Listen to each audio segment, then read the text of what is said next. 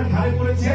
ঢাকা কলেজের মেধাবী ছাত্ররা বাংলাদেশ ছাত্রলীগের একজন তৃণমূল থেকে বেড়ে ওঠা নেতৃত্ব, তিনি সারা বাংলাদেশে তার সুযোগ্য নেতৃত্বের প্রমাণ দিয়েছেন এবং আজকে আমাদের সৌভাগ্য মনে করি তিনি আজকে আমাদের মাঝে উপস্থিত হয়েছেন। আমাদের সেই প্রিয় নেতা, আমাদের প্রিয় ভাই, আমাদের মাদারীপুর জেলার কৃতি সন্তান, বাংলাদেশ ছাত্রলীগের অন্যতম প্রভাবশালী